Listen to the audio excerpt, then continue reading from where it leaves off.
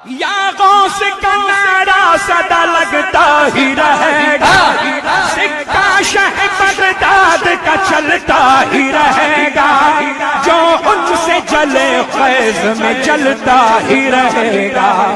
उस शाप ने नारों, उस शाप ने नारों से ही दुश्मन को है मारा, बगदाद है प्यारा। হুজুর, আশা করছি আপনি ভালো আছেন। ভুলবশত যদিও কোরআন শরীফ হাত থেকে মাটিতে পড়ে যায়, তো তার জন্য কি করতে হবে একটু দয়া করে জানাবেন দ্রুত। আসসালামু আলাইকুম ওয়া রাহমাতুল্লাহি ওয়া বারাকাতুহু। ওয়ালাইকুম আসসালাম ওয়া রাহমাতুল্লাহি তাআলা ওয়া বারাকাতুহু। যদি হাত থেকে কোরআনুল কারীম পড়ে যায় তো সঙ্গে সঙ্গে তুলে নেবে, আদর সহকারে রেখে দিবে। তাছাড়া অনেকে বলে যে কোরআন শরীফ হাত থেকে পড়ে গেলে সদকা করতে হয়, তারপরে ওজন করে কিছু জিনিস দান করতে হয়, এরকমটা নেই। তবে যদি সদকা করে ভালো কাজ, তাছাড়া কোনো অসুবিধা নেই। সদকা করতে হবে এমনটা জরুরি নয়।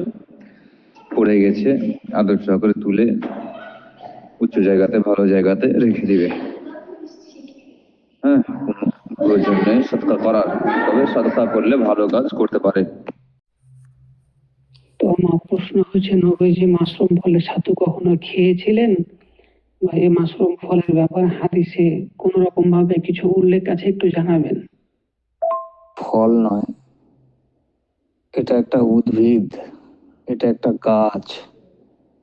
এতে ক্লোরোফিল নাই, তাই একে সাদা দেখতে হয়। আরো পরিষ্কার করে বলতে হয়, যেটাকে আমাদের দেশে ব্যাঙের ছাতা বলা হয়। এটা একটা পুষ্টিকর খাবার। এটা কোনো প্রাণী নয়, এটা একটা উদ্ভিদ, এটা একটা গাছ। এর বীজ পাওয়া যায়, এগুলো চাষ করা হয়। পশ্চিমবঙ্গের বিভিন্ন জেলায় মাশরুমের চাষ হয়, বাজারে প্যাকেটে এগুলো পাওয়া যায়। এগুলো একটা উদ্ভিদ, কোনো ধরনের নাপাকি বা কোনো ধরনের হারাম বস্তু দিয়ে এটা তৈরি হয় না। যেহেতু এটা কুদরতি একটি গাছ, একটা উদ্ভিদ, এটাকে সবজি হিসাবে ব্যবহার করা হয়। বর্তমান ডাক্তারি এবং বৈজ্ঞানিক তথ্য অনুযায়ী এতে পুষ্টিকর বহু উপাদান পাওয়া যায়। এতে ক্যালসিয়াম এবং অন্যান্য খনিজ উপাদান বহুল মাত্রায় পাওয়া যায়। এজন্য এটা মানুষে ব্যবহার করে থাকে, খেয়ে থাকে। এটা খাওয়াতে কোনো অসুবিধা নেই। নবী পাক সাল্লাল্লাহু তাআলা আলাইহি ওয়াসাল্লাম বহু খাবার তিনি খেতেন এবং বহু খাবার খেতেন না। দেখতে হবে যে আরবের মধ্যে সেই সময় সেই খাবার পাওয়া যেত কিনা।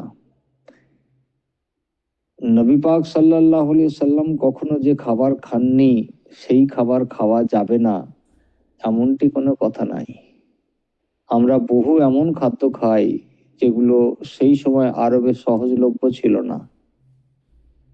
সুতরাং মাশরুম ব্যবহার করা কোনো অসুবিধা নাই। এটা কোনো ফল নয়, এটা একটি ভেজিটেবল, এটা একটা সবজি। এটা বাজারে কিনতে পাওয়া যায়, এটা নির্দ্বিধায় এটাকে খাওয়া যায়, এটা রান্না করে খেতে হয়।